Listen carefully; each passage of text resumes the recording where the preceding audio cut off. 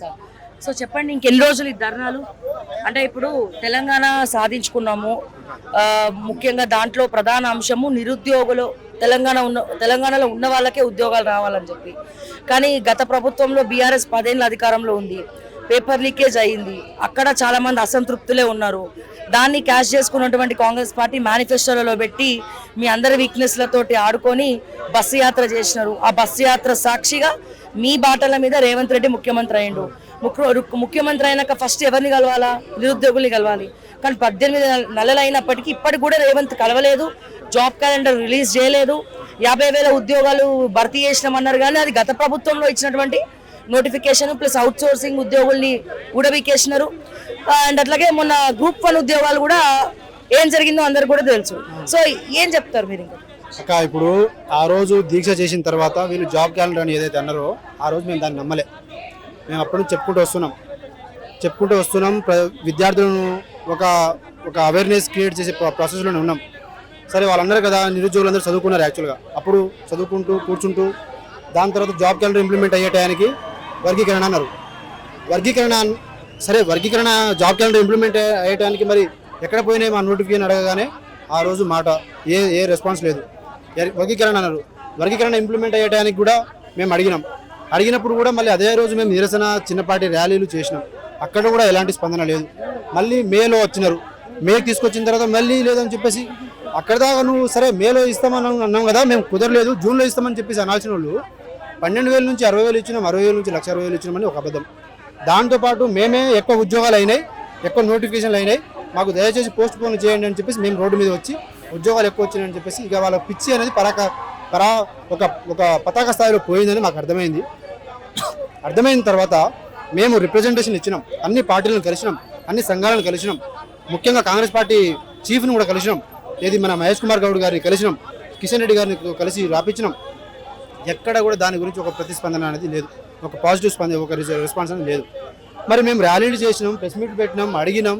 ఇప్పుడు మే 30 తారీఖు ధర్నా చేసినాం. మే 30 తారీఖున ధర్నా చేసినాం. ఆ రోజు నేను ఏదైతే మొదలుపెట్టినో ఒక్కడిగా మొదలుపెట్టింది ఈరోజు 1000 మందితో తయారైంది. మే 30న చేసినాం, అది ఆ రోజు 500 మంది కడుపు మంటతో ప్రోగ్రామ్ వచ్చి సక్సెస్ చేసిపోయినారు. జూన్ 3వ తారీఖున ఉస్మానియా యూనివర్సిటీలో ర్యాలీ చేసినాం. ఆ రోజు కూడా నువ్వు స్పందించలేదు. జూన్ 2వ తారీఖున మేము ఇస్తామని చెప్పేసి ఎదురు చూసినాం, అక్కడ కూడా లేదు. జూన్ 9వ తారీఖున మేము ప్రోగ్రామ్ చేస్తే నన్ను ఒక రోజు ముందులే హౌస్ అరెస్ట్ తీసుకుపోయి వచ్చిన పిల్లల్ని మొత్తం 40 మంది 50 మంది అరెస్ట్ చేసుకుంటూ పోయినాం.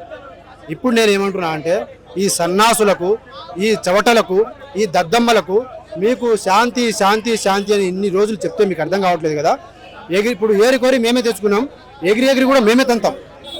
రేపటి నుంచి ఎవడిని ఎక్కడ తంతామో మాకు తెలియదు, ఏ మినిస్టర్ని తంతామో మాకు తెలియదు, ఏ రోడ్డు మీద ఏ ధర్నా చేస్తామో మాకు తెలియదు, ఏ ముట్టడి చేస్తామో మాకు తెలియదు, ఏ ప్లేస్ లో ఏం చేస్తాం, మిలియన్ మార్చ్ చేస్తామా ఉండని. ఇక మేము తాడో పేడ తెలుసుకుంటాం. ఇక మేము తిరుగుబాటు చేస్తాం. ఇక తిరుగుబాటు చేయాల్సిందే, చేయకపోతే ఇది ఇక మేము సాధించలేము. ఇక మరో ఉద్యమం ఉంటాం, పోతాం, చంపుకొని ముక్కలు చేసుకుంటాడే చేసుకొని, కానీ మేము మాత్రం వీళ్ళని మాత్రం విడిచిపెట్టాం. ఇక ఓపిక నశించింది. రాహుల్ కలిసే ప్రయత్నం చేశారా? వీళ్ళని అందరి లాగులు పాయింట్లు అన్ని ఊడగొట్టి తరిమి వీళ్ళని కొట్టిన తర్వాత వీళ్ళ బాస్ ఎవరైతే ఉన్నాడో వాడిని కూడా ఢిల్లీలో పోయి కొడతాం. ఇప్పుడు ఏంటి నిరుద్యోగుల పరిస్థితి? ఇప్పుడు అంటే ఏ పార్టీ ఆదుకోవాలి? ఇప్పుడు ప్రతిపక్షాలు మిమ్మల్ని మీ గురించి మాట్లాడారు కదా, ఏ ప్రతిపక్షమైన మద్దతు పలుకుతోందా? మీరు మొన్న గెలిపించుకున్నటువంటి అంజిరెడ్డి గారి సంగతి ఏంది? వీళ్ళందరూ అట్లీస్ట్ ఎవరు మాట్లాడలేదు. మేము అందరినీ మద్దతు కూడా అడుగుతున్నాం, అందరి సపోర్ట్ అడుగుతున్నాం. ఎందుకంటే అవతల ఉన్నది రాజ్యం, ఆ రాజ్యం మీద మనం గెలవాలంటే మనకు అందరి సపోర్ట్ ఉండాలి. మీరు ఇప్పుడు జర్నలిస్టులు ఉన్నారు, మీతో కూడా మేము ఇంతకుముందు ప్రోగ్రామ్ చేసినాం. ఇంతకుముందు ఇక్కడ మేము కుల సంఘాల నాయకులతో ప్రోగ్రామ్ చేసినాం. నెక్స్ట్ ప్రోగ్రామ్ మేము అప్పుడు విద్యార్థి సంఘాలతో చేసినాం. ఈ రోజు పొలిటికల్ పార్టీస్ కావచ్చు, ఇట్లా ఒక్కొక్క స్టెప్లో ఒక్కొక్కరు అందరినీ మమేకం చేస్తూ ఇది నిజంగా జెన్యూన్ ఇష్యూస్ ఉన్నాయి. దీన్ని ఎవరో పొలిటికల్ మొబిలైజేషన్తో జరిగేది కాదు. కడుపు మంటతో నిరుద్యోగులు అంటే ఒక సొసైటీలో టాప్ మోస్ట్ క్రీమ్లో ఉన్నటువంటి ఒక ఇంటెలెక్చువల్స్, వాళ్ళని మీరు మోసం చేయలేరు. సో వాళ్ళు ఒకరు చెప్తే అడ్డగోలుగా రోడ్డు మీద వచ్చేటోళ్ళు కాదు. మరి మేము 16 నెలలు చెప్పుకుంటూ వస్తున్నాం. మరి ఆ రోజు ఎవరు రాలేదు, ఈ రోజు ఎందుకు వచ్చినారు? వాళ్ళకి తెలుసు అది ఎప్పుడు రావాలి, ఎట్లా రావాలి, ఎందుకు రావాలని వాళ్ళకి తెలుసు. ఇప్పుడు రేవంత్ రెడ్డి గారిని గతంలో మీరు కలిసినారా? రాహుల్ గాంధీ కూడా అశోక్ నగర్కి వచ్చినట్టు లేదు. వాళ్ళు మమ్మల్ని ఎక్కడ కూడా కలిసే పరిస్థితి లేదు. వాళ్ళు మేము అపాయింట్మెంట్ అడిగితే మాకు ఇవ్వరు. రేవంత్ కొత్తగా ముఖ్యమంత్రి అయిన తర్వాత ఈయన 1.5 కాలం పాలన చూసినారు. నిరుద్యోగులతో ఎప్పటివరకు భేటీ కాలేదు. పైగా హోంమంత్రి కూడా ఆయనే, లాఠీ చార్జ్ కూడా పరోక్షంగా అతనే చేయించడం అనుకోవచ్చు.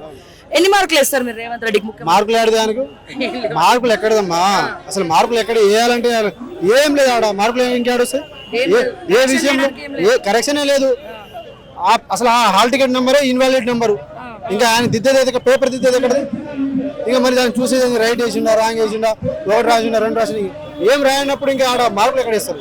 పేపర్ అంతా వైట్ పేపరే ఉన్నది.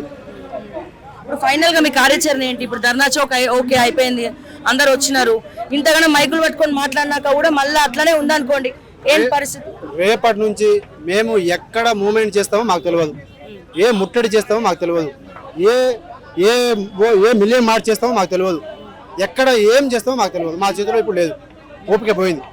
దానికి మా బాధ్యత కాదు, అది ప్రభుత్వమే బాధ్యత వహించాలి. దానికి మా సంబంధం అంతే అంతే అంతే అయిపోయింది అయిపోయింది అయిపోయింది. ఇప్పుడు ఎలక్షన్ కోడ్ వస్తే ఎలక్షన్ వచ్చిన తర్వాత ఇంకేమున్నా చేతిలో? ఇప్పుడు పంచాయతీ ఎలక్షన్స్ అన్నిట్లో ఎలక్షన్ కోడ్ వచ్చే వరకు ఒక రకమైనటువంటి ఉద్యమం ఉంటుంది. ఎలక్షన్ కోడ్ వచ్చాక అప్పుడు కూడా వాడు వేయకపోతే అదే చివరి ఎలక్షన్స్ అవుతుంది. దానికి మేము తిప్పి తిప్పి తిరిగి తిరిగి వాళ్ళని ఈసారి కొడితే మళ్ళీ ఈ దేశంలో కూడా కనబడరు వాళ్ళు.